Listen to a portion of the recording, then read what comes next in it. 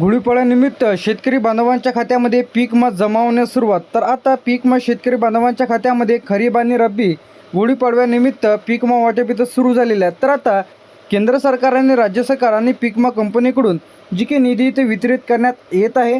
तर आता खरीप आणि रब्बी पीक विमा बरेच दिवसांपासून रखडलेला होता.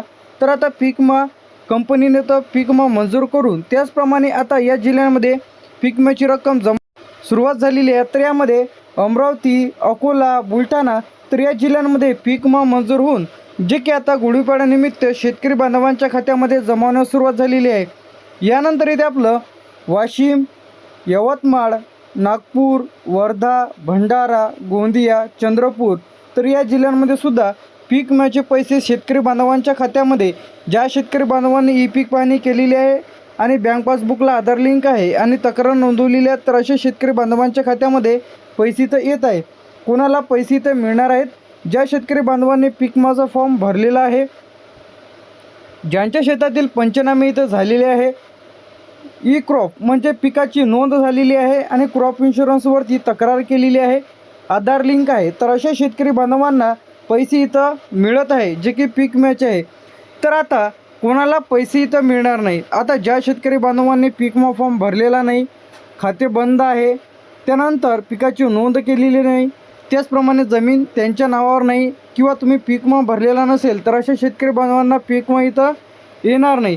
तर आता 1200 कोटी रुपयाचा जो काही पीक विमा आहे ते गुढीपाडव्यानिमित्त शेतकरी बांधवांच्या खात्यामध्ये इथं जमा होण्यास सुरुवात झालेली आहे. सर्व जिल्ह्यात एकच वेळी पैसे येतील असं नाही, टप्प्याटप्प्याने पैसे इथं जमा केले जाणार आहे. तर आता यामध्ये अमरावतीमध्ये 52 कोटी रुपये वाटप सुरू झालेलं आहे जे की 1200 कोटी रुपयाचा पीक विमा जिल्ह्यानुसार इथं वाटप सुरू झालेलं आहे. अकोल्यामध्ये 45 कोटी रुपये वाटप इथं सुरू झालेलं आहे. यानंतर इथे आपलं बुलढाण्यामध्ये 48 कोटी रुपये वाटप सुरू झालेलं आहे. वाशिममध्ये 40 कोटी रुपये वाटप सुरू झालेलं आहे. यवतमाळमध्ये 7 कोटी रुपये वाटप सुरू झालेले आहे. नागपूरमध्ये 42 कोटी रुपये वाटप सुरू झालेले आहे. वर्ध्यामध्ये 30 कोटी रुपये वाटप सुरू झालेलं आहे. यानंतर भंडाऱ्यामध्ये 28 कोटी रुपये वाटप इथं सुरू झालेलं आहे.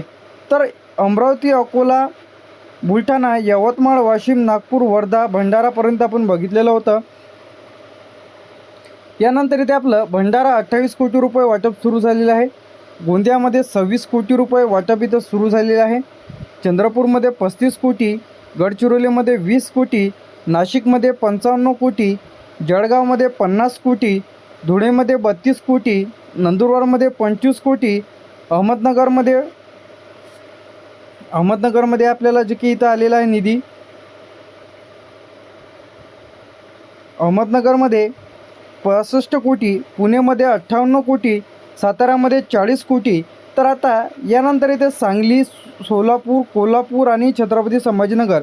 सांगलीमध्ये येते आपलं 38 कोटी रुपये. किती येते यामध्ये आपल्याला? 38 कोटी रुपये. आता 38 कोटी रुपयाचा जो काही पीक विमा आहे ती इथं मिळत आहे. तर आता सोलापूरमध्ये 62 कोटी, कोल्हापूरमध्ये 36 कोटी, छत्रपती संभाजीनगरमध्ये 55 कोटी याप्रमाणे पैसे इथं येत आहे. यानंतर इथे आपलं जालन्यामध्ये 41 कोटी, बीडमध्ये 57 कोटी, लातूरमध्ये 44 कोटी, उस्मानाबादमध्ये 39 कोटी, परभणीमध्ये 34 कोटी, हिंगोलीमध्ये 22 कोटी, नांदेडमध्ये 53 कोटी याप्रमाणे पीक विमा शेतकरी बांधवांच्या खात्यामध्ये गुढीपाडव्यानिमित्त 1200 कोटी रुपये वाटपास सुरुवात झालेली आहे. तर आता यामध्ये जे काही कोणकोणत्या पिकांचा यामध्ये समावेश आहे तर यामध्ये जे काही पीक आहे यामध्ये सोयाबीन आहे, कापूस आहे, तूर आहे, हरभरा, गहू, ज्वारी, बाजरी, मका तर या पिकांचा यामध्ये समावेश आहे. तर आता ज्या ज्या शेतकरी बांधवांना पीक विमा मिळालेला नसेल तर अशाने 144447 म्हणजे 14447 तर या हेल्पलाईन नंबरला कॉल करून सुद्धा तुम्ही तुमची तक्रार करू शकता. तर आता कोणत्या शेतकऱ्यांना पीक विमा पैसे इथं जमा होत आहे आणि किती रुपये जमा होत आहे? यामध्ये सर्वसाधारण शेतकरी बांधवांना 4, 8, 12 ते 15,000पर्यंत, त्याचप्रमाणे 17,500 ते 17,000पर्यंत प्रति हेक्टरी शेतकरी बांधवांच्या खात्यामध्ये पीक विम्याचे पैसे इथं येत आहे. पैसे आल्यानंतर तुम्हाला काय करायचं आहे? सर्वप्रथम तुम्हाला पीक विमा प्रतिनिधीशी संपर्क करा किंवा तुम्हाला एक हेल्पलाईन नंबर दिलेला आहे 14447 तर यावरती कॉल करून सुद्धा ज्यांना कोणाला पीक विमा आलेला नसेल तर तुम्ही यावरती तक्रार करू शकता. आता यासाठी लेखी अर्ज तुम्हाला अशा प्रकारचा आहे, पीक विमा मिळालेला नाही लेखी अर्ज प्रति पीक विमा प्रतिनिधी, पीक विमा कंपनी, पीक विमा रक्कम मिळालेली नाही याबाबत अर्ज, अशा प्रकारचं जसंच्या तसं तुम्हाला हा जो महोदय आहे त्याचप्रमाणे शेतकऱ्यांचे नाव, राहणार, जिल्हा, तालुका, त्याचप्रमाणे गाव, त्याचप्रमाणे हे सर्व जसंच्या तसं तुम्हाला इथे लिहायचं आहे. त्यानंतर खाली आल्यानंतर आपला विश्वसूच्या तिथं तुमचं नाव, मोबाईल नंबर, आधार नंबर, त्यासोबत तुम्हाला कागदपत्र इथं जोडून द्यायची आहे. बँकेचा नंबर व्यवस्थित टाकायचा न चुकता, जेणेकरून पैसे तुमच्या खात्यामध्ये इथं जमा केले जाईल. पिकाचे नाव, दिनांक आणि स्वाक्षरी, त्यासोबत तुम्हाला आधार कार्ड, सातबारा, पीक विम्याची पावती आणि बँकेचं पासबुक इत्यादी डॉक्युमेंट जोडायचे आहे. तर आता गुढीपाडव्यानिमित्त शेतकरी बांधवांच्या खात्यामध्ये पीक विम्याचे पैसे जमा होण्यास सुरुवात.